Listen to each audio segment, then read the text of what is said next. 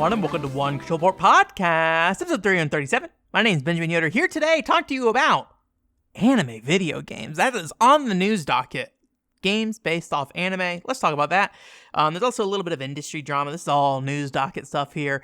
This industry drama is always just a very frustrating thing for me. So we're going to talk about that. I'm going to frustrate myself. I know I do it. I shouldn't do it. Maybe I shouldn't bring it up. We're going to bring it up. It's on the list here. Also, I want to talk a little bit about some Japanese PC stuff. Just little bits and pieces here. Not really any news stuff. Just things I've been thinking about with that. Barely think. No complete thoughts. Please understand. That's not what this podcast is about with stuff like that. And then also a little bit about looking into what Hajime Tabata has been up to. The guy who made, or at least kind of finished, Final Fantasy 15.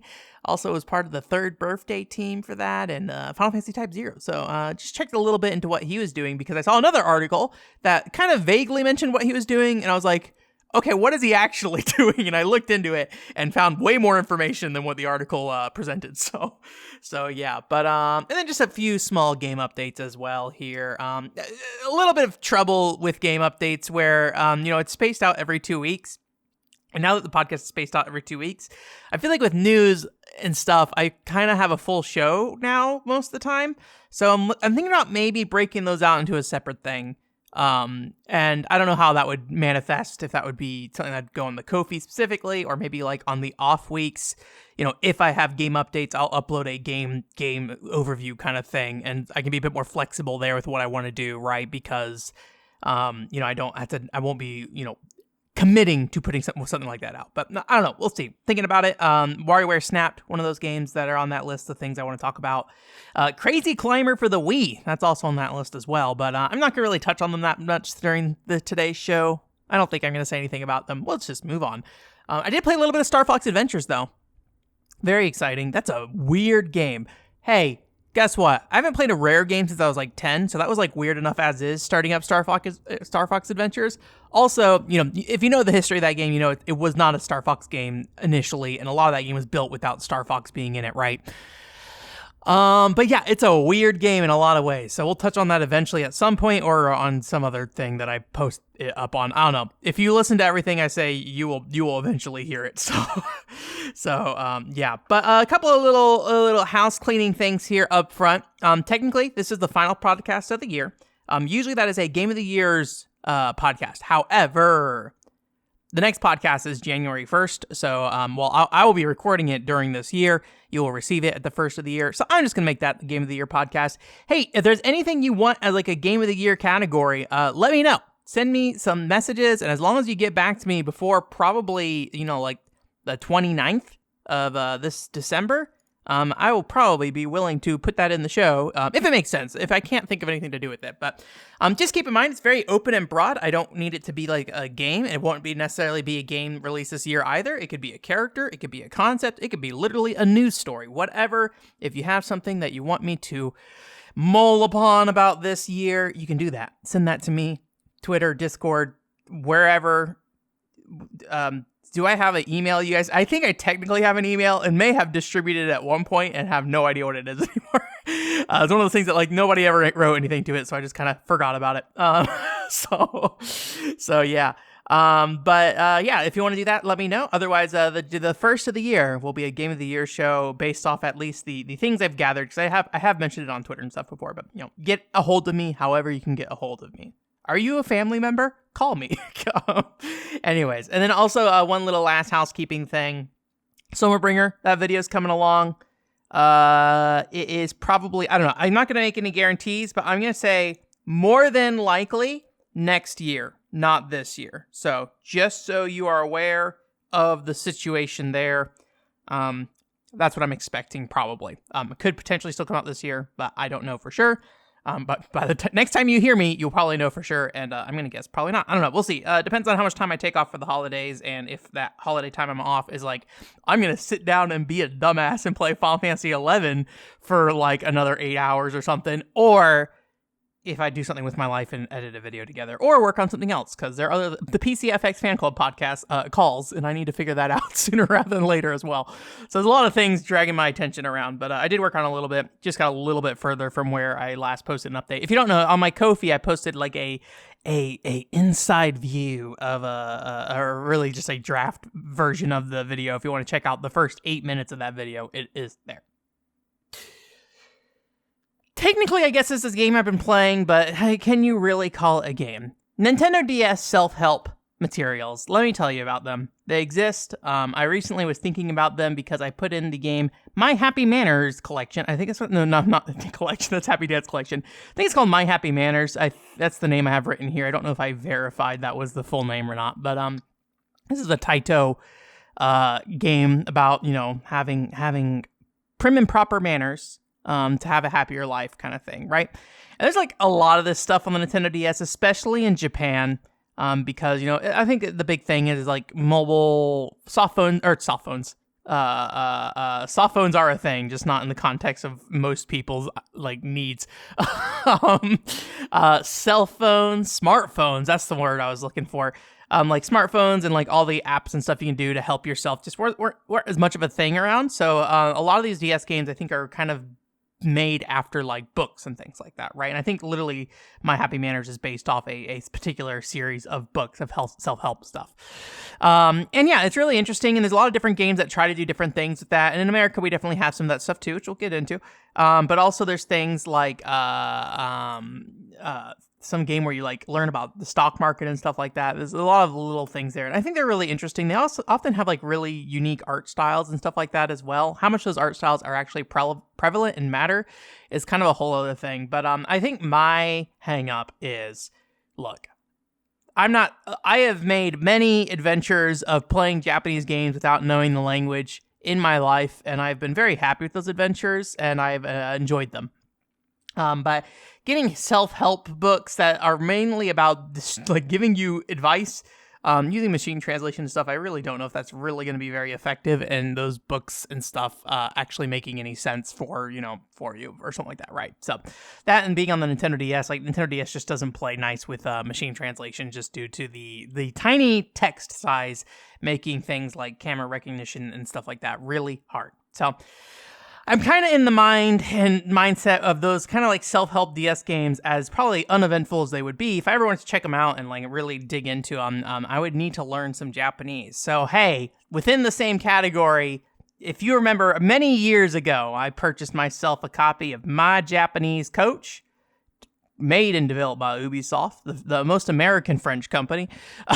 And it's a part of a series of language learning tools or DS games, quote unquote games. I want to be clear, it's not a game, really. I mean, it's on a DS cart, and like, yeah, there's like mini games in it, but like, I think it's not like Betty or something like that, where you're making an RPG based around learning English, right? It is very much like, hey, we're gonna just dump some words at you and explain things, and you're going to do like exercises and stuff like that, right?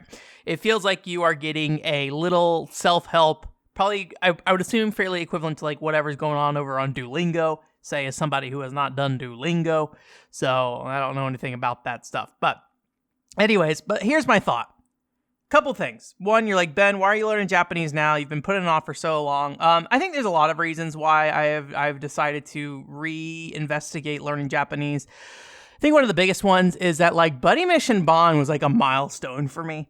Like that is a 70-hour visual novel game, right? And there's a lot of things that I'm sure I missed in that game through machine translation. I know there's people I have been reached out to by people who don't think that I played that game in a honest fashion, which sure, go ahead. It's fine. It's a video game. I don't really care. But yeah, I mean, I got a lot of the ways, and I also had a couple of Japanese comments on the video that were like really impressed by, I don't know if it's like a like, oh, you really figured it out in like a politeness kind of thing.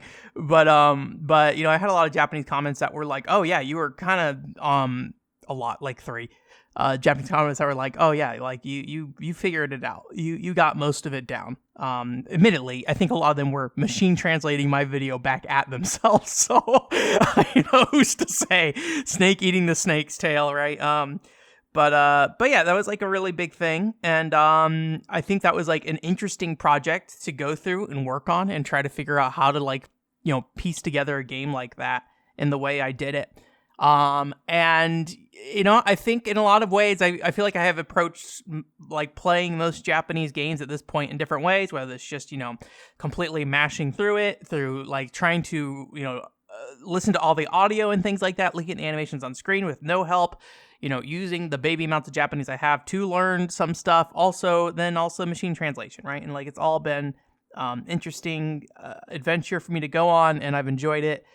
But I also feel like in conveying those adventures to people, I don't get the feeling anybody else is ever willing to do anything like that. It's a lot of brute forcing hard work to do that for what people just want to have a fun time with video games, right? And so I think for a while I kind of like viewed like there'd be some benefit to me like not really knowing that much Japanese. I just want, I want to be somebody who can say, hey, this game's enjoyable even if you don't know the language, right? Just like if you have been wanting to play this game for 10, 15 years, just do it. Just do it.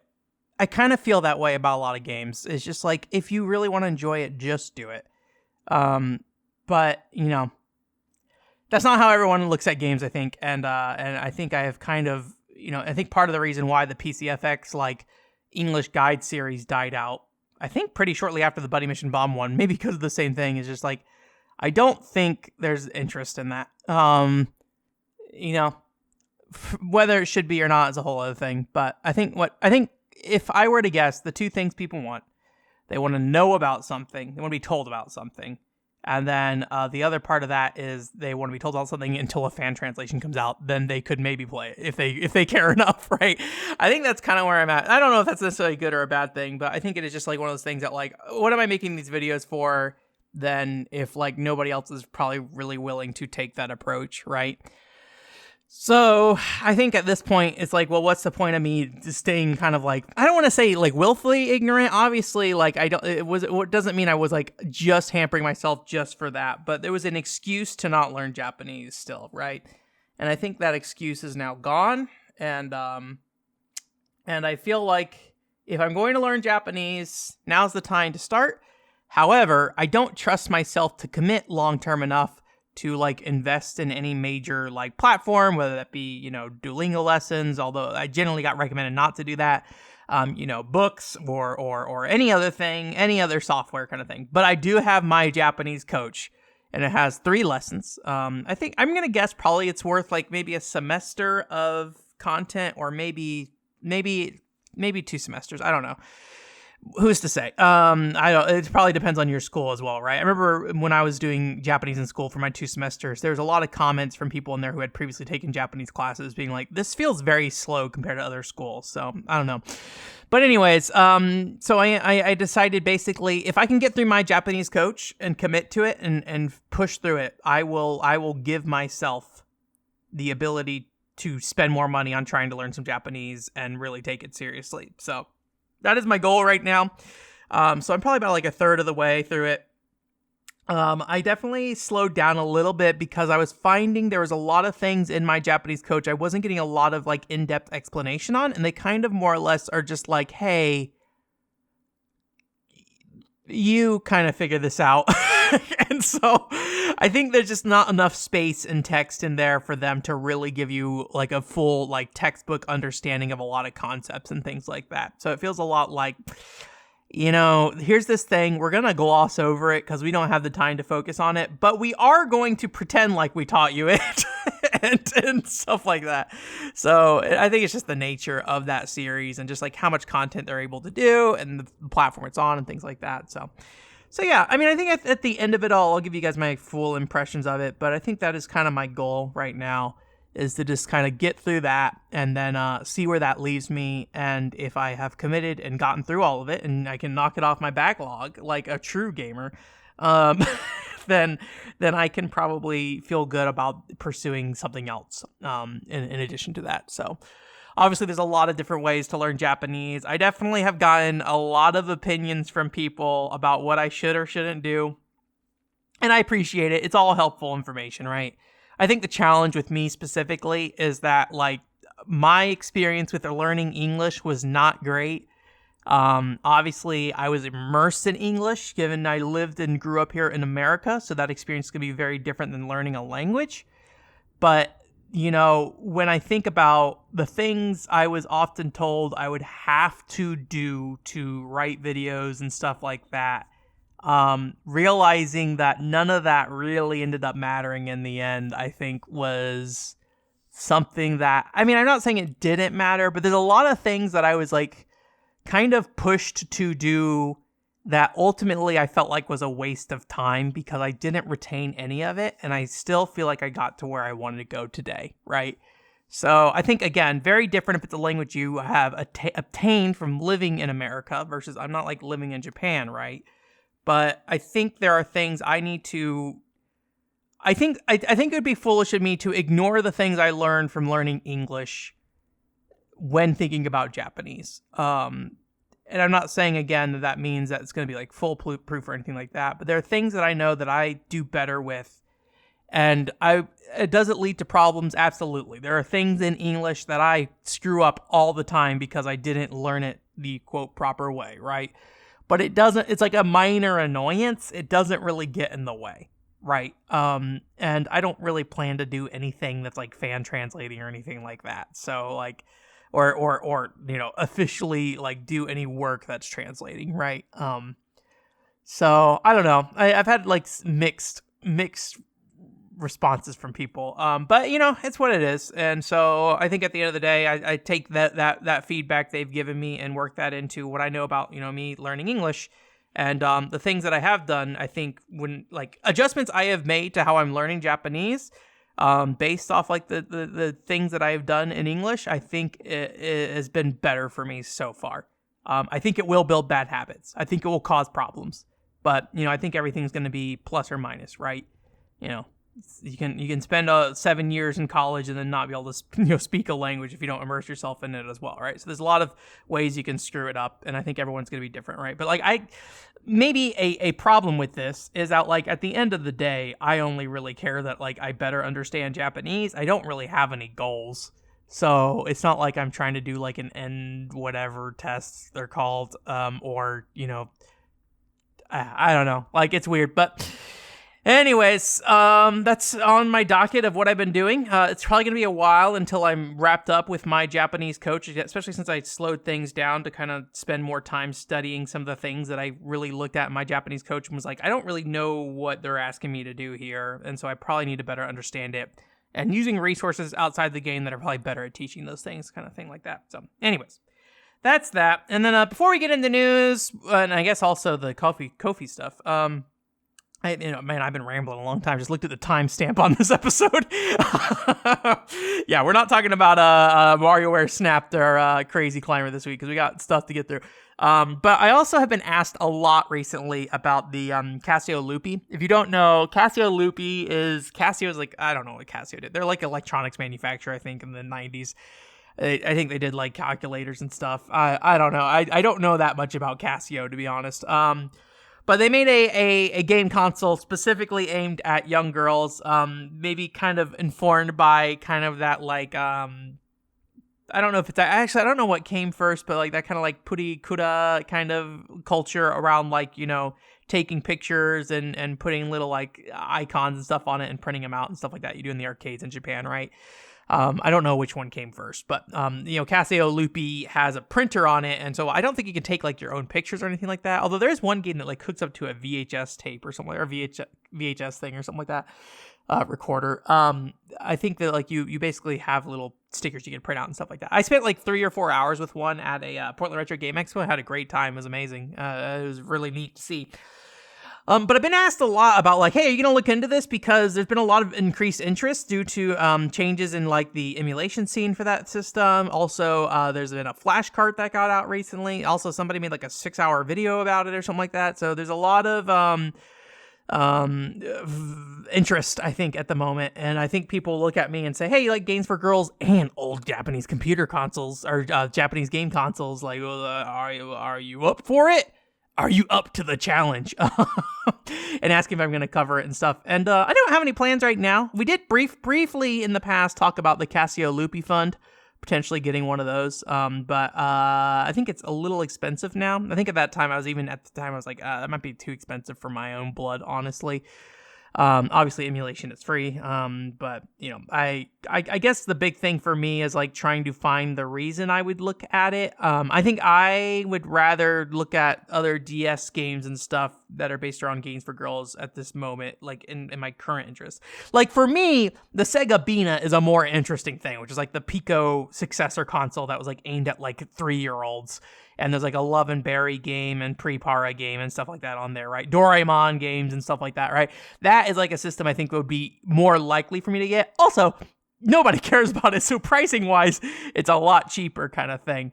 But, you know, I think a lot of times I have to ask myself, you know, what am I adding to that conversation if I'm going to be looking at something, and what would I be interested in learning about? Because, you know, a lot about video games for me is learning. And I don't necessarily know if there's anything about the Casio Loopy I feel like I would learn playing one.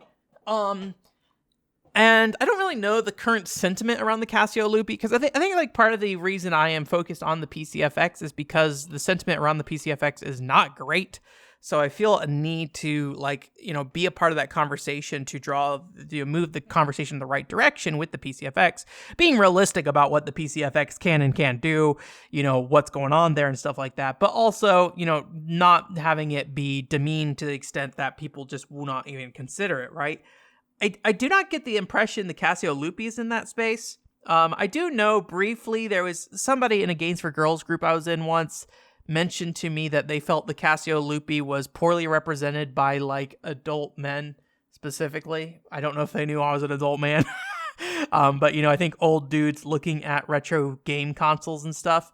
I don't know if that is still the case today, because that was probably like 4 or 5 years ago at this point that this conversation came up. But yeah, it is a system. I don't know. Like if I had one, I'd probably poke at it, but I just don't have a lot of interest at this moment. So I don't know. I was listening to Love and Berry songs recently.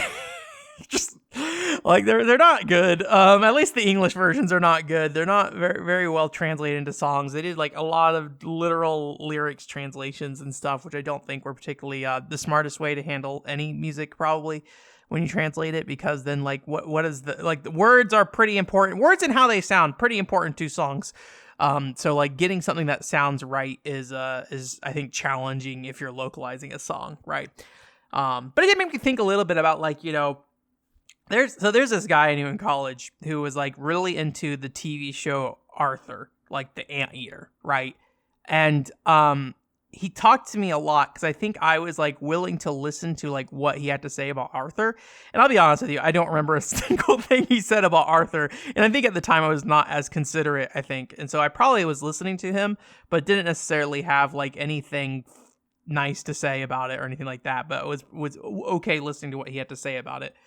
And like it is interesting to think about like the type of people who get into kind of kids media and stuff, because I mean I'm kind of there, right? Like I'm talking about getting a Sega Pico Bina, right? Like like games for 3-year-olds, right? I get it, I guess, but I guess like in a lot of ways, like I wonder if like when people are like specifically into that content, not always, I think this is a bad like generalization, but I think generally like it is people that have like harder times reading like emotions and things like that. And so like having stuff that's like a lot more straightforward and like the lessons it tells and things like that can be nice, right? Like I think there's like certain like more adolescent style storytelling that appeals to certain people because it's a bit more direct in like what it's trying to say versus, you know, how much garbage you need to dig through a Xeno game to understand what it's trying to say, right?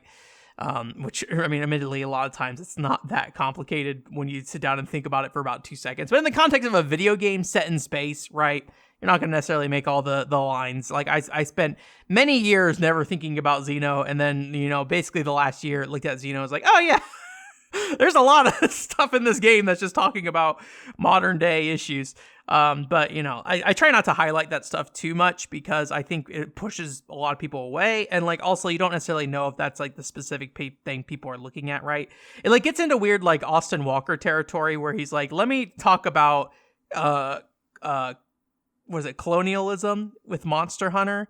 And like, it's probably there. Don't get me wrong. But like I just like I think you have a harder time reaching people if you're like very direct about it, right?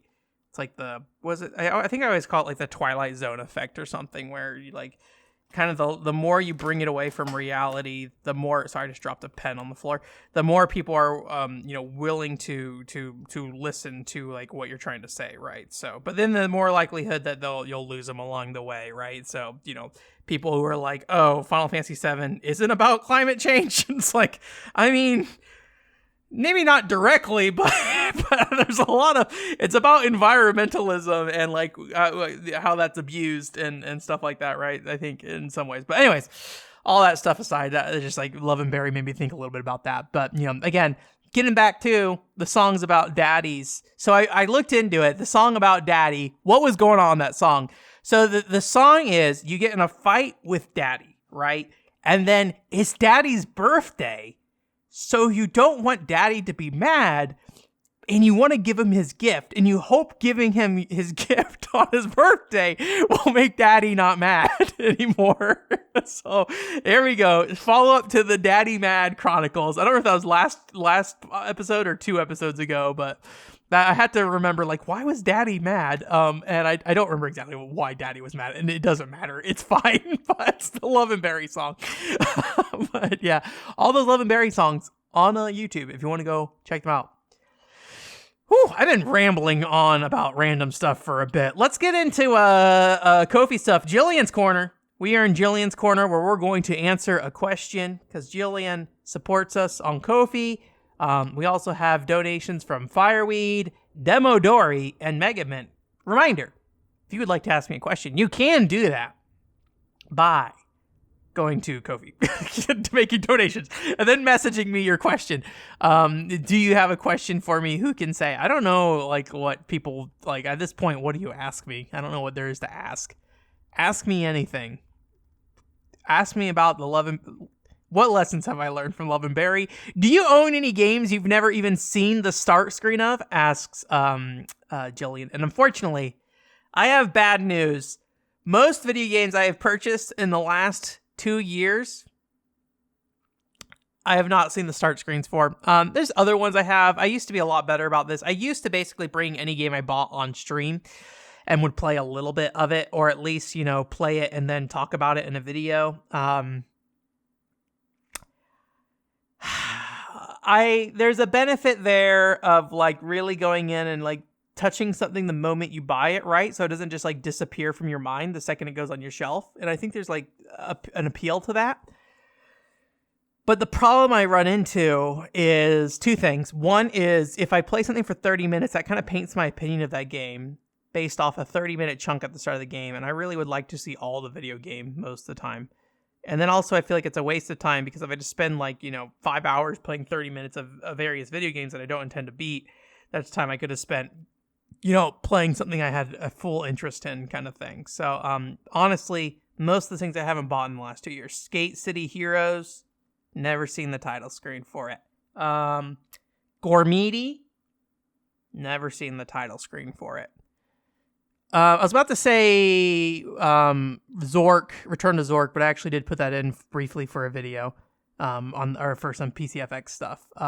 So yeah, I don't know. There's pros and cons, I think, to not putting your games in immediately when you check them out. I don't really care about sealing games, so I'm okay to just like open a video game even if I don't put it in.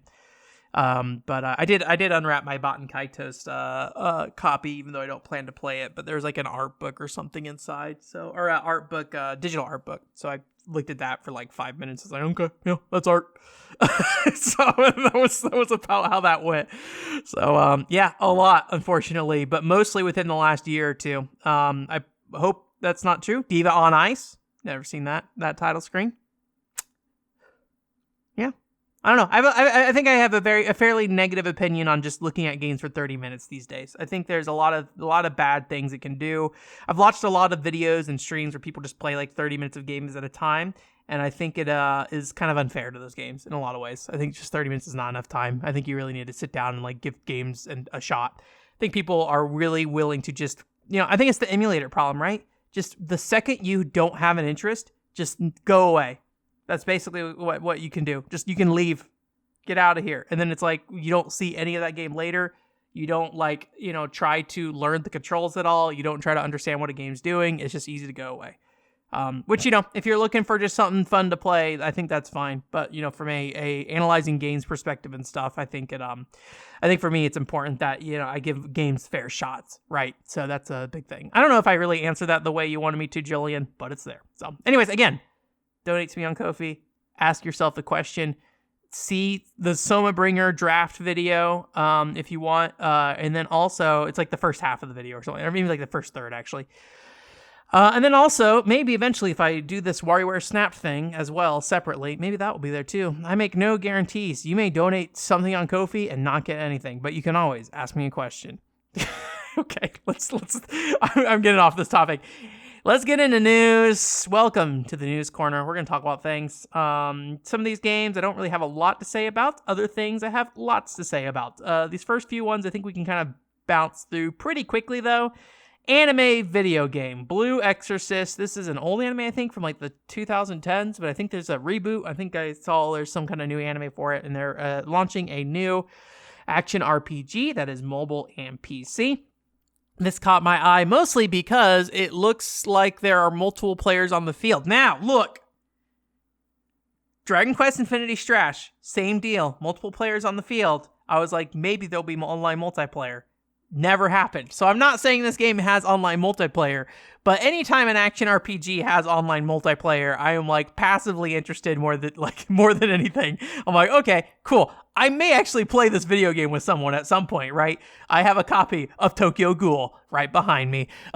That now I don't have PS Plus. I guess it will not be played online unless we make a particular date. Give me a Tokyo Ghoul date to go to. So like that idea of a romantic date of I need to play through Tokyo Ghoul. Are you up for me? But yeah, it just kind of caught my eye. It's just kind of like anime boys with swords for the most part. I would be interested in seeing it, but being on mobile and PC, I don't know how that will go. I don't know. It depends. Like, I mean, it being a mobile game, right? Like, I kind of have expectations around certain types of mobile games, and PC ports of mobile games typically still feel like mobile games, right? Maybe I'm just saying Snowbreak Containment Zone poisoned my view a little bit of mobile games a bit more. I need to play Ever Crisis still. That's really what's going to happen. But I don't know. Action RPGs on phone always seem like a really weird thing to me as well. But neat. I think anytime an anime game is doing more than just a fighting game or something like that, I'm usually happy to see how it's going to turn out. That Fate Samurai game, I don't know what it's called, looked pretty neat as well. I don't know if I'll ever play that. I'm going to guess I'll never play Blue Exorcist. This is probably the last time we'll ever talk about Blue Exorcist. But there it is. I kind of put in my brain, I think Grand Blue Fantasy Relink kind of exists in this same space of just like Grand Blue is like an external IP to me to like more regular games. I mean, it's weird. Now I'm gatekeeping video games. But like Grand Blue as a mobile like RPG series, like making an action RPG around it, I kind of get the impression it's not going to be like them putting a full foot into action RPGs. Admittedly, they have a ton of money, so if they want to put their full foot in, they can. Everything about that Grand Blue Fantasy game, Relink game, like just looks weird to me. Like it doesn't look like a fully fleshed out video game to me. Everything about it just seems like there are weird spaces where there's just like nothing. And I just don't know what to do with that information. Maybe it's just I don't see it yet.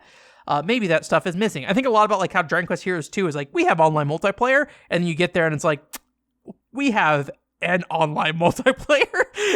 And you play it and it's like, yeah, there's something here. You can do this if you want. And I feel like Grand Blue Fantasy, a lot of times, whenever I see that game, it looks like that. It's just like, yeah, there's a big looking world, but you're probably not going to do anything in it. There is these post-game boss fights, but they're all like in arenas and stuff as far as I can tell. So like, what are you really doing other than just fighting like bosses? Which I mean, I guess like Monster Hunter is basically that as well. I don't know. I am reading. I think I've just always been skeptical of Grand Blue Fantasy Relink, starting from the fact that Platinum Games is making it, and I'm skeptical of basically anything Platinum Games makes. I don't like their games very much most of the time.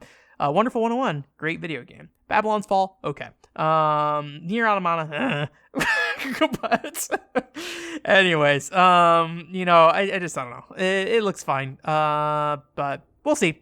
Oh, this is not related to the news stories at all, but I did see that Custom Mech Wars came out and had an online campaign co-op, so I am excited about that. So I think the problem with Grand Blue Fantasy Relink, with me playing that with people, is that it, as far as I'm aware, a single-player game first, and the multiplayer content's like after the fact. So if I don't get to that game when everybody else does, I'm going to guess I'm just never going to play that game multiplayer with anybody. So at least that's my expectation, but who knows. Anyways, back to our segment here about anime video games. Our second and I guess last anime video game. Now that I think about it, our segment that includes 2 video games. The Spy X Family game. I don't know if I ever mentioned this on the show. It showed up in a Nintendo Direct a while ago, and it's like, what's her name? Anya, the little pink hair girl. She's like taking pictures and stuff. And I just kind of like, I don't know, it's one of those cases where I was like, I don't really see the rest of this video game so much. And so I was a little confused at like what was really there. They showed off some more screenshots recently, and I'm actually, and I'm opening this up real quick so I can look at the screenshots to remember. Oh, good, this page isn't loading. But anyways, I think there was like a dress-up mechanic to the game, as well as like little arena fights you do, and I'm sure none of it is like super deep, but like I feel like a lot of anime games take that approach, and that's fine. Like it's okay though, like it's not really a problem. And so I'm okay with that. So it drew my interest a little bit more, just a lot more variety than I thought there would be in that game versus just taking pictures as Anya kind of thing. So yeah, I don't know. We'll see if I end up checking that out. I played a Kamen Rider game or something adjacent to that kind of thing once that I think felt very similar. Just like, here's a bunch of variety of scenarios with different gameplay styles and stuff like that. And, it's not going to be anything deep, but, the variety is what makes it fun and interesting. And you just kind of bounce around between the different tasks and different play styles. I think a lot of times it comes down to how long are they asking to interact with something like for a long time. It's the thing I talk about like Super Mario Odyssey a lot, where I think Mario Odyssey is very smart about when they want you to stop using an ability, because a lot of the abilities in that game I think are very funky. And so if you take them outside their controlled environment or spend a little too long just interacting with that ability, you really start to see like the rough edges and things like that. So Japanese PC stuff is something I've been, it came up in the Discord a couple times. If you don't know, in Japan, there's been kind of like a PC renaissance. I forget what I had like a game industry story that I linked in the Discord at some point that I do not have here on hand. I'll link it in the podcast show notes if I can find it pretty quickly. If not, it's not really the topic of this discussion anyways. But basically, Japan has had kind of like a renaissance in PC gaming after spending a lot of time specifically on game consoles outside of, Dojin games and things like that. And so there's some interesting stuff that I saw pop up in the news this week, just specifically with like, I think there's like this store called like Dosupara Utsuyonomiya Tsuruta store, my Japanese coach helping me out today. I'm sure that was pitch perfect pronunciation of all those words. I think it's like a PC store that closed in 2011, and apparently they reopened their location. I mean, this is all through like machine translation, so it doesn't really matter. It's just the context of what I was looking at, right? Although one thing that was kind of interesting about the store is they had like a train simulator corner specifically for, setups where you would play train games on your computer and stuff like that, and the accessories for that. I thought that was really cute. But they opened a store in Japan again recently, and they had a line outside their door for that. And then also in Japan, like physical stores with stuff is always like interesting. What still has a physical store? Where in the US, trying to find many physical stores with any kind of like PC game parts and stuff in it is like a challenge on its own, right? And then there's like an online store I think called like Frontier, who does like ordering PCs kind of on demand kind of thing, I believe is what they're doing. And they put out like a online video game around PC building and stuff. And they have like a mascot character named Kasuda Maiko, 22-year-old tinkerer. And she has a very round koi fish pet. So yeah, it's interesting to see like this kind of stuff crop up in different ways, I guess. Like because Japan, the market is just like a bit different, right? And so obviously like the on-demand PC building stuff is definitely here in the US, but like seeing like an actual location that's built around that kind of stuff is kind of neat. I mean, I'm sure there's some here in the US as well, but I don't know. I guess there's not really much to say about that. I just saw those two news stories and it made me think about the fact that like, it is interesting how Japan has kind of shifted back to like using more PCs for gaming and stuff like that. That being said, and I think maybe like part of the reason I put this on this list here is that like I don't really know what normal people utilize PCs for, right? I spend all day on my PC, right? For work, for enjoyment, for communication, all those things, right? Creativity, all that stuff, day in, day out. That is my PC is used for that, right? And so I don't know, like I guess in my mind, and maybe this is me being old, like in my mind, most people probably growing up with a mobile device first and foremost, right? That is the first thing they're interacting with, right? So I'm curious how many go from I'm using a mobile device to I'm interested in getting my own PC, for myself kind of thing, right? Whether that be through, family or a job or something like that, right? Like how many people are really going out of their way to get PCs and how many people are playing games on PC specifically or making PCs for gaming specifically? Obviously people my age, I think, are in that market. But, I wonder people who are like 20 years old or something like that, how much are they engaged in that? And I just really don't understand. I think I don't understand the role of the desktop PC, or maybe to some extent even the laptop computer, in the modern market when it comes to modern households and people who probably spend a lot of their times using mobile devices more than anything. I say this as somebody who doesn't use my mobile device very much at all. So, or at least at home. So I think it's just a little bit of uncertainty on my part in that regard. I think that's like something that even within the US, I just don't really understand. So there's always like talk about like, oh, will PC gaming come back and stuff like that. I mean, that's not what I was talking about. Sorry, scratch that. There's always talk about will PC gaming replace console gaming and stuff like that. And I think eventually, sure, but I wonder how much of the market's really willing to invest and engage with building a PC. My last weekend was spent troubleshooting a PC, and it was a nightmare. And I consider myself not smart when it comes to this stuff, but like I am willing to go into a PC and take parts out, and I generally know what they are, right? I am not saying I know what I'm doing, but I'm in there and I kind of know what they are, right? So like as somebody who has no idea what they're doing, right? Like how much are they willing to like really get in there and like put something together? But again, build on demand. And then I guess at that point you just ask for support from the companies. But I maybe just get a pre-built PC so you can swap the whole thing out, right? That's maybe the better thing to do. So anyways. There wasn't really a point to the story, so that's the end of that story. That's the end of that. Let's talk about more video games. Love and Deep Space. I feel like we talked about this game a really long time ago. Specifically, I think it was talked about in the Chinese market. But there's recently kind of like a push, I think, for the Japanese closed beta for this game. This is a game by the Love Nikki devs. So, these are the people who are making those dress-up fashion games, Shining Nikki. Also, there's the Infinity Nikki that's coming to console and PC. This developer has a lot of money to do different things with. And the Love Nikki series is not necessarily like Otome-ish in any way. It's more dress-up games for girl-esque kind of thing, I think, in a lot of ways. So this is really a more directly Otome-style game from them, which, given their target market, makes a lot of sense. And, it definitely looks like a game that has a lot of money thrown at it. Has really high-quality character models and just, like, a ton of, like, detailed animation and stuff like that. And there's, like, 3 main guys you can date.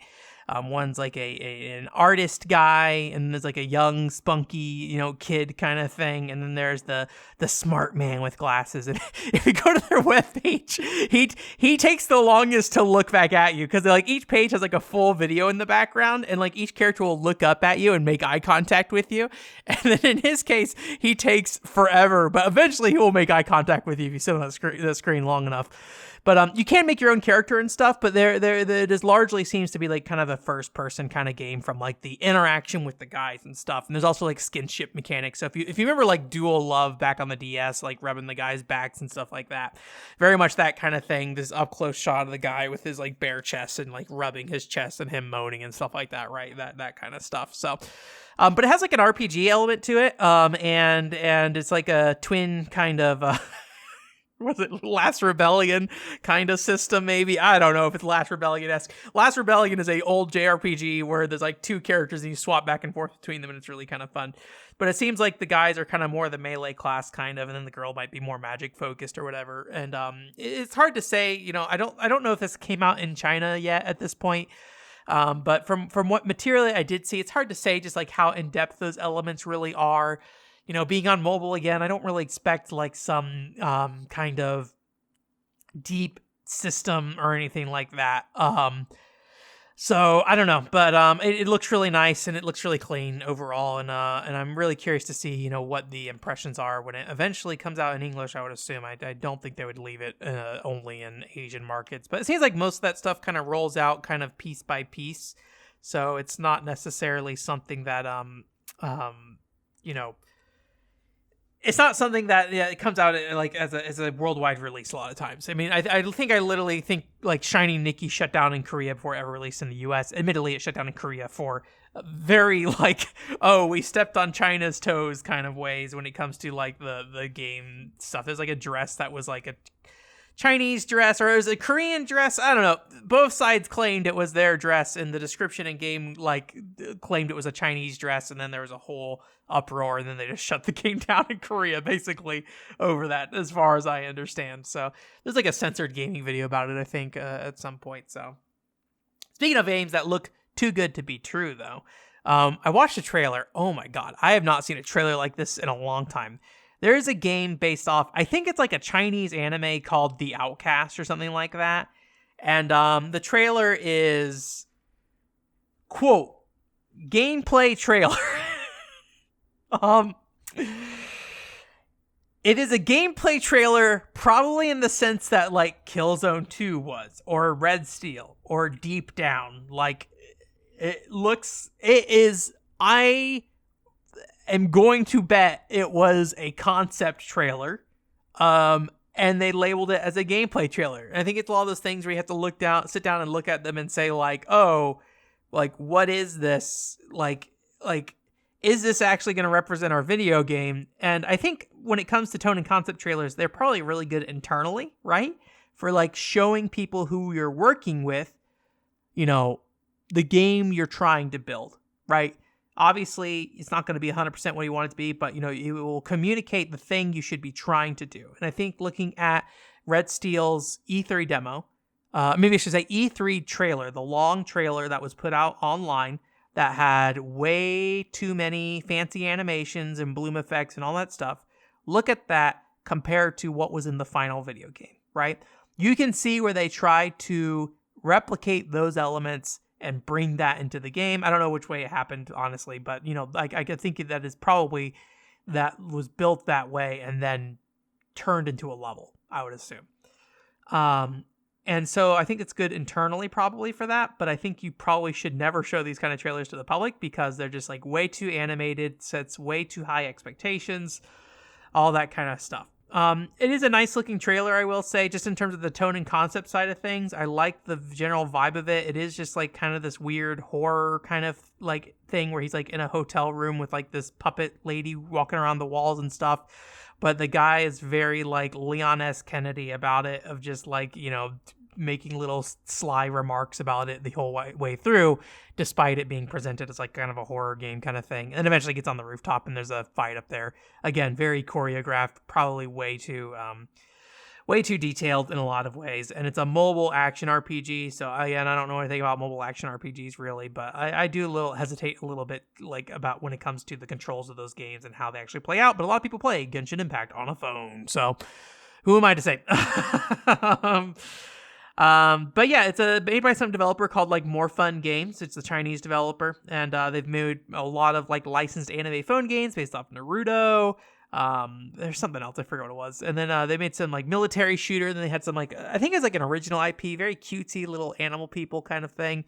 But none of their games came anywhere close to looking like that. Maybe they have the money to build a game like that, but I would be very surprised. But yeah, it's one of those things that like you just try to really catch it, right? And sometimes it's hard to tell. I never really went back and looked at The Last of Us 2. I was very skeptical of the original Last of Us 2 trailer. I think there's kind of two ways those kind of trailers can play out. If it is in gameplay and there's a lot of really nice fancy animations.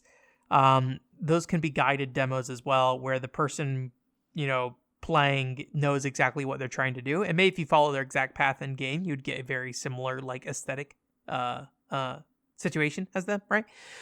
But then at the same time, in a video game, you have free control of what's going on. So like making a character throw all their weight into pushing against something or something like that when they walk up, or like slowly get faster as they push up against something and all that kind of stuff, I think is really hard to do when you have a player that can turn the player around at any moment, right? And then if you do that and do animation lock, you end up with Final Fantasy 14, where like you need to be able to react quickly, right? But the game like has your character like stumbling to turn around, and so it's like very slow to turn around in a game like that, which I liked in that game. So, but the game wasn't designed around it though per se, so it didn't really work that great, unfortunately. But there's a lot of things about Final Fantasy 14 1.0, I think, just like the game was not designed around it in a way, so things just didn't work well.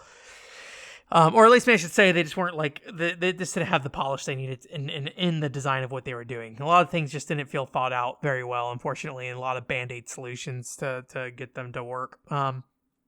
I'm sure they probably would have made it better, but that's just how it is, right? Anyways, but yeah, it just looked a little suspect, but overall it looked kind of neat. Things that look suspect, I guess this is leading into kind of the big drama of the, I don't know, it's been a long time since we've had any drama. What was it? Babylon's Fall.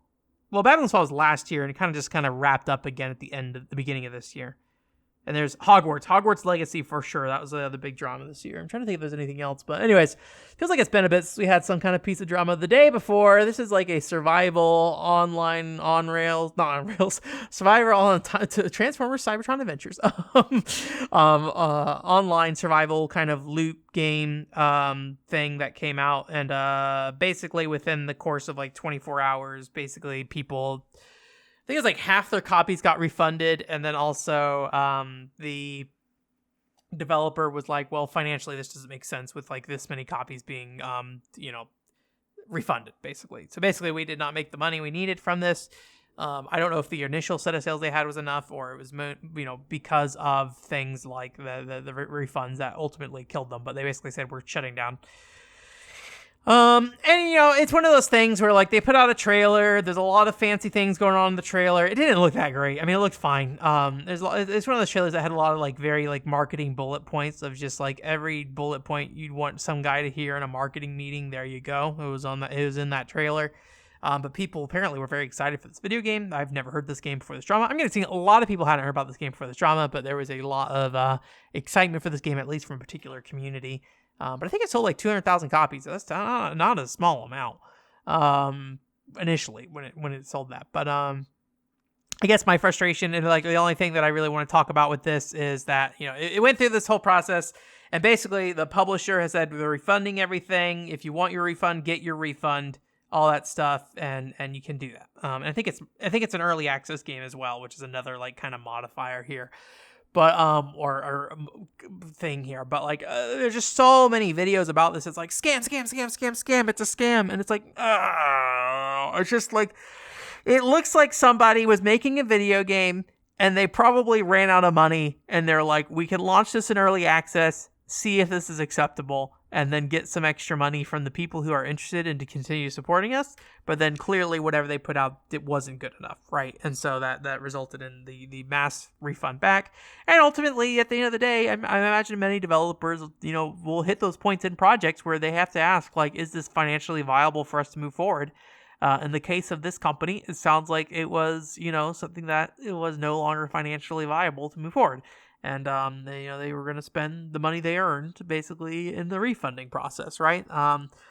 Obviously, I don't know the full story here. I don't know what's going on. I don't know any of these people. I don't know any of these developers. Fantastic's the developer. And then I forget who the publisher is. There's a publisher involved as well. But at the end of the day, everyone's getting their money back. And people were saying, why'd you make the trailer look so good? Well, buddy, let me tell you about video game trailers. They are vertical slice for a reason, because the rest of the game is not done. So, there's a lot of things that it comes down to, like performance and stuff like that. Like, what can we do for performance, right? That's why the lighting changes in games. That's why geometry gets simplified. Why texture work gets simplified. Why performance isn't as smooth as you want it to be because this is not running on end of the final hardware. It's not running in an environment where that may necessarily make sense, right? You have the Ico trailer that they sped up like 3 times because they couldn't get the game to run properly, and they're just like, we're never going to release the game this way, but let's show them how we want to release the game, right? And ultimately, it's just like you can make a decision of whether you're going to buy this game or not, right? Like that's the other thing. Like everything about this process seemed to check out and have been fine. I think people are just very upset about that one trailer, which looking back at it, like looked fine. It wasn't anything crazy. But like it seems like they just couldn't finish making their video game, and that was just the nature of it. They ran out of money. Here's our last ditch effort to put something out. Is my read on this situation. Again, not knowing anything about any of the people in this situation, but I don't know. I think people are just way too quick to say something's a scam when it really, I just don't see a lot saying that it's a scam here. It's disappointing to see every time people going out of their way to harass people in this process, right? And stuff like that. So anyways, kind of related to this a little bit, Last of Us 2 multiplayer got canceled. This was, Last of Us 2 came out a while ago. I think they were planning on launching with multiplayer, I don't remember, and then I think they kind of pushed it back, and then it just kind of kept getting pushed back. I was a little disappointed on this side myself because it's probably the only part of Last of Us I had any interest left anymore. I think taking inherently single-player games and making them multiplayer is a really interesting thing, and Uncharted did this, and I thought Uncharted actually was like really successful in this regard. It made awkward-feeling multiplayer shooters for sure, but that was kind of like a charm of it for me and stuff like that. So I never played the original Last of Us multiplayer, unfortunately. But I was kind of interested in what was going to go on with this, and I think it probably would have been one of the few cases of me being interested in like a Sony first-party thing. But I got scrapped, and they basically said they're going to focus on making single-player content going forward. Which I think that's fine. I probably will have no interest in anything they're doing in the future. I am slightly interested in Uncharted still, but I like not enough to continue, not enough to bite the bullet on it. I think as time has gone on, I've been less and less interested in Uncharted, despite owning more and more of the games. The only one I don't own is the first one still, but maybe someday I'll get that on PS3. It's pretty dirt cheap if I really, really want it, so. Recently, I saw there was an article, I think it was Automata Media who put out an article, but then I tried to look into it and couldn't find it later, so I don't know where I saw this. But there's an article that was talking about Hajime Tabata. This is the guy who worked on Final Fantasy 15 and a bunch of other Square Enix stuff, Third Birthday and stuff like that. And there was an article basically saying that he was like, he's working on like an RPG. It's like 3 or 4 months into development, and it's coming along. And then also he's working on like an MMO with his game company. I think it's called JP Games. Yeah, JP Games Incorporated is what it's called. If you don't know, when he left Square Enix after Final Fantasy 15 and all that stuff got canceled, he made a Paralympic game with I think an official game of the Paralympics. I don't know anything about that video game. I know it exists. That's about it. But I was kind of curious what he's been up to, because that game, as far as I'm aware, has been kind of dead for a while now, and I think they actually may have pulled it after like the licensing stuff ran out. I don't know for sure on that, but that's just like coming out of my memory now. But I wanted to kind of look into what he was doing exactly, so I went and looked into JP Games Incorporated, and found some stuff. It's the kind of bullshit we're interested in on this show. That's the thing. That's the reason why this is here, which maybe tells you where this is going.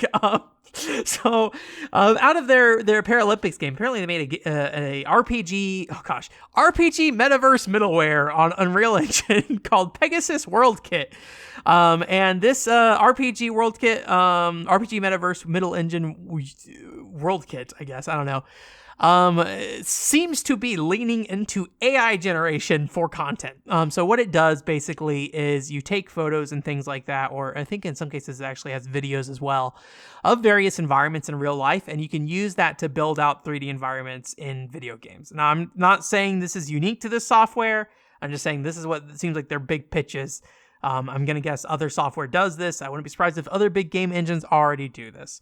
And that's kind of like where the world building aspect of their game is that they're focusing on. They're also leaning into AI voice learning for communicating in online spaces. So how they're utilizing this seems to be where you can basically create your own AI generated voice or something like that. And it will allow you to talk in different languages using your own voice tone and stuff like that. So they show an example of somebody who's Japanese saying something in Japanese in text, but because the voice is like learned on their own text, it machine translates that text, I assume, to English, which I'm sure would be wonderful and beautiful and will work perfectly fine, no problems. And then the voice they have equipped with their voice, the voice generation they have, says it in their voice as well, kind of thing. So it's kind of a lot of AI oriented kind of pitches that they're doing. And they also have something called, or I don't know if called is the right word, but they have basically a sword fighting engine built in their game as well. So if you need to make some cool looking sword moves, they have that there. No mention of AI in that segment. So it's like AI, cool swords. There we go with that. So yeah. And then the other element of this as well is, guess what, gamers? It's got NFT integration. so they have like a NFT storefront and ability for you to buy and sell NFTs within this middleware and stuff like that, it seems like. And they announced something called Gemini Games. I could not really figure out what this was. Even look at the English announcement page for this. Like, I couldn't figure out if this is a game or not. And honestly, for a lot of NFT games, that's kind of what it is. There's a key art, a vague promise to make a game you can invest in and earn, play to earn, right? And then that's it. So this is a Web3 game. I could not figure out if they were the ones making it or if just their middleware is being used to make it. I got the feeling that they were the ones making this thing. So I don't know if this is the RPG they're talking about or something separate, but it is a Web3 game for sure. They did share some very like, if you want to call it concept art, is like AI art cards. So it like is like these real looking ladies, but then they're minotaurs and elves and stuff. But I'm pretty sure it's like all AI generated and stuff like that. So also they do virtual live concerts as well. That's the other thing that they're using their middleware for. So very fun stuff Hajime Tabata has left Square Enix to do. He did, I'm trying to remember, gosh, maybe it's like a VG247 article that this came up then. I'm trying to think like where I got this from, but I remember something about that article was basically Hajime Tabata saying that like he disagreed with the CEO on some stuff, so he decided to leave. Maybe about AI and NFT. So we'll see. Nothing in here looks particularly good, but it's middleware. So like, how much does it really need to look good as long as you're selling the thing that you're trying to sell, right? So it's not like, Unreal Engine where you're trying to sell, the graphics fidelity of this engine. So you have to make it look very polished, right? A lot of the stuff looks like Second Life kind of stuff in its current implementation, but I don't know anything about middleware and what the market is for that and stuff like that. But I thought it was interesting that was kind of where he's at after that Paralympics game. I'll be curious to see if that other RPG is utilizing any of these tools that they're building on, right? And the MMO, I would assume, is going to utilize the AI learning for voice communication and stuff. But, I'll be curious to see if that results in anything. But for now, it is all just kind of middleware stuff. I think they're on version 1.5 of the Pegasus World Kit. So I couldn't find any details of any other companies using it. So it might just be an internal tool they're trying to sell off somewhere else as well now. So I forgot if I even mentioned this at the beginning of the show. We're going to talk about Game Awards real quick. I'm going to keep this very brief. It's been a long show.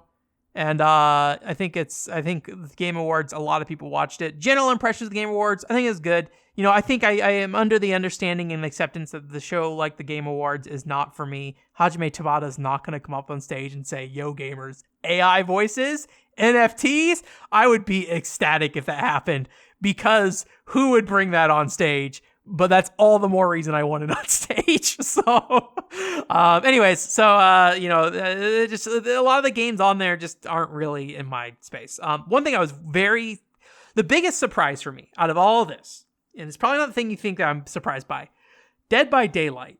They are doing a single player spinoff with Supermassive Games, the people who made like the Until Dawn and stuff, I think on PlayStation. I think that's the name of it, but like those like kind of horror movie-esque video games.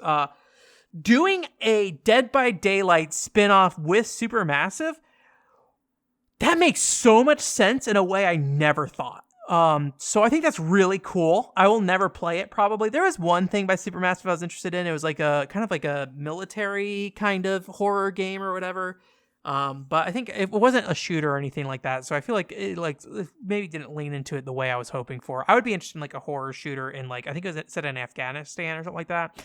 But like they like fell in tunnels and stuff like that, and then there's stuff going on in the tunnels and stuff. So, but I think it was just kind of like story oriented, which I think most of Supermassive games, except for their one what's it called?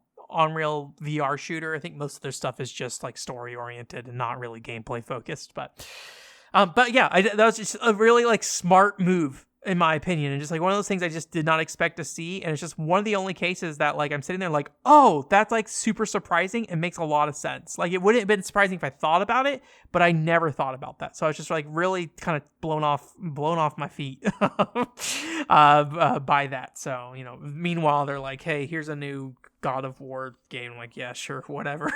So SEGA, they came out and they were like, yo, gamers, we got Streets of Rage. I said gamers a lot in this podcast. We got Streets of Rage, Crazy Taxi, Shinobi, Golden Axe, and Jet Set Radio all coming back. And also apparently Kid Chameleon. There's a trademark for that potentially. So could see a Kid Chameleon game. And also just like some interviews. I think it's like from SEGA of America's president basically going around and saying like, we want to re-embrace the spirit of edgy SEGA from the 90s. Which I'm okay with. Sega's been kind of in a boring spot for a while. They're making Yakuza games. They're making Persona games. They're making, I don't know, Sonic. Yeah, that's the other one. Sonic games.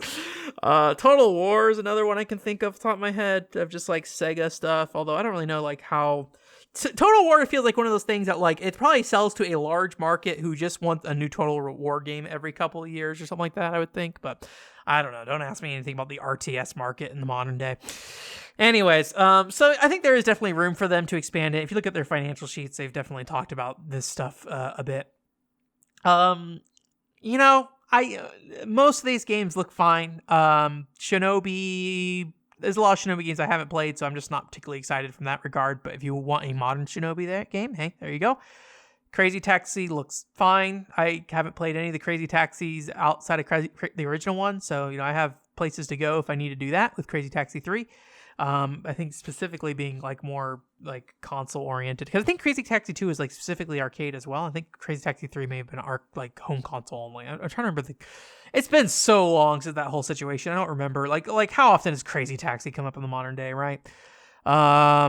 Golden Axe looks pretty cool. I'm into action RPG stuff, and if it's online co-op, I'm all for that. It seems like kind of behind the back, third person kind of thing rather than side scrolling, so I'm all for that. Streets of Rage, I don't really have any interest. I think they had a Streets of Rage reboot recently with the indie dev, so it's kind of weird to say, hey, Streets of Rage is back, even though it was like not gone that long ago. And then Jet Set Radio being kind of maybe the biggest one out of those for me, but I'll be honest with you, I kind of got what I needed out of Jet Set Radio and Jet Set Radio Future. So at this point, you're going to need to sell me on something new with Jet Set Radio, and they did not do anything in that trailer. It looks nice.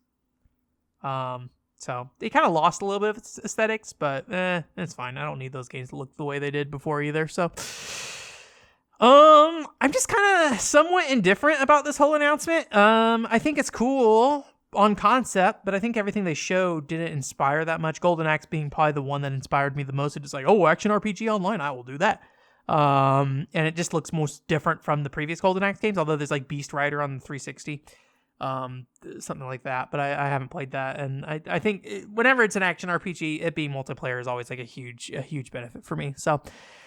Somebody in the Discord asked me about, what would I feel about a new Skies of Arcadia? Fireweed did. And my feeling is I would just not want a new Skies of Arcadia. I don't know. I just if you're going to make something new in these franchises, cool. But like, I think when they kind of look more or less like they used to look, I don't know. It's just like, I don't know. It's like the fine line you run whenever you do any of this kind of stuff. And it's the problem I have with Xenoblade, honestly, in a lot of ways, of just like, how much are you referencing your past? I really don't want to spend like all this time focusing on like, hey, gamers, there we are again saying gamers. Like, remember Jet Set Radio? Here you go. Jet Set Radio, just like you remember it. I don't need that. I don't need Skies of Arcadia like that either. Skies of Arcadia is a great game on its own, but like I would need a Final Fantasy situation with Skies of Arcadia of just like, here are the core like values of this franchise. And then here is a new game in that, right? Vice is not here. Vice does not exist in this world. Make it an Easter egg or something, right? Put the little, like, whatever, Cupid thing. Kupal? Make Kupal show up. the character who can't talk, and do that. But I don't want anything else to do with the other previous world. But I mean, I think that's how I feel about a lot of franchises in general. It's like why Final Fantasy is such an important franchise for me specifically is because I just don't want a lot of interconnected stuff, right? Or if I want it interconnected, I want it interconnected in very stupid ways. So, like if the First Soldier Battle Royale, like the more money grubby the connection is, and the less it has to do with lore, in a lot of ways, the better. Which is why Square Enix is the best company for me, apparently. So, but yeah, I think I just want games that just really like don't really fit the mold of those games. And so when I see games that look like they're doing what those games do, that's cool if that's what you're looking for, a modern version of those games. But I'm happy to go back to pretty much any of these franchises and pick out ones I haven't played yet. Streets of Rage, I think I played all of those, but I kind of got what I needed out of that franchise. Crazy Taxi, I got something going on. Shinobi, I got something I could go to. Golden Axe, I got stuff I can go to with Golden Axe, but this one looks a little unique, and the multiplayer aspect would be the big thing for me if there's online multiplayer. Jet Set Radio, there's like the Bomb Cyclone or something like that, but I don't know. I haven't really felt a need for new Jet Set Radio. I say that, but I'd imagine I probably was excited when that one developer was working on one for the Wii.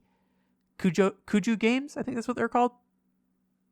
Anyways, let's get past the Sega stuff. But yeah, just not a lot of feelings there, unfortunately. But hey, if they're saying and more, I'd be up for seeing anything showing back up, right?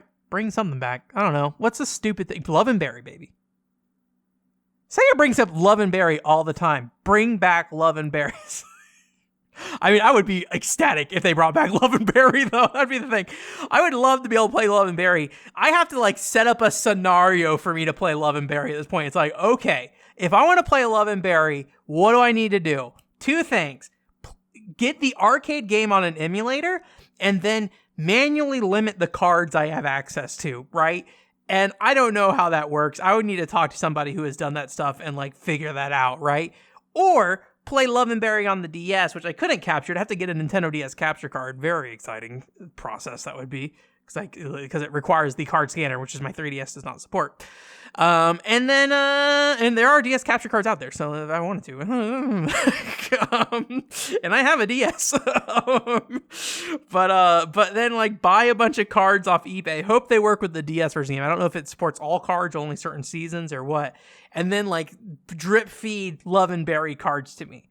So if you're gonna bring back any IP, Sega, what you doing? Bring back the Love and Berry. Bring back the bug game. I want to be a bug. What is that game called? Something King?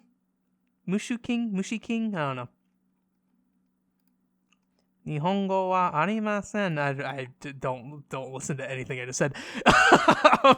Visions of Mana is the last thing that I really want to talk about on this thing. I have no interest in the Visions or the Mana series, really. I mean, I don't want to say I have no interest. I have no connection to it, maybe is the better way to put it. I briefly played the original game on Game Boy when I was a kid, and that's about it. It looks a lot more AAA than like the last like Trials of Mana remake or whatever it was called. I'm curious if this is recent enough to be a part of that whole thing, Square Enix saying like, hey, instead of making a bunch of B games, we're going to make AAA games. If this is a part of that push, because it really looks nice. Or if this just is just how it happened to be, and then that just happened to align with what they're currently doing right now. Really nice looking game, very colorful though. I don't know when I'll play a Mana game. I wanted to play Secret of Mana with some people. I played it briefly with my brother-in-law, and then realized the camera in that game is really awful for 2 players. So I don't know if it's a single player thing I need to do, or if the camera is just as awful in single player. Because like you push against the camera to make it, or the screen to make it move. So you walk into enemies all the time. It's like, what are you doing? Why do you design your video game like this? I'm sure there's a reason, but it drives me crazy. Anyways, so Visions of Mana, full 3D game, doesn't have to worry about that. I don't know, we'll see. I'll have to see more of it, but right now from the trailer, it looks solid. That's about what I say. All I'd say about that. And the last news story, again, nothing really to say about this. E3 fully dead. Everybody's talking about this. E3's been dead since 2019, really. I mean, if you want to argue before that as well. So I think at this point, I think it's not really missed that much. I think there's not many like big like shows of just like, E3. A lot of people did kind of make comments, but it's just been out of the picture for so long at this point. I don't think we're asking, what will we do without E3? We're like, we know we'll do without E3. Jeff Keighley will do E3 instead, online. So I don't like the whole spread out nature of Summer Game Fest, but that's just how it is. I much prefer kind of like shoving everything in 1 week, but I'm assuming there are reasons they decide to not do that from a marketing perspective these days. So yeah.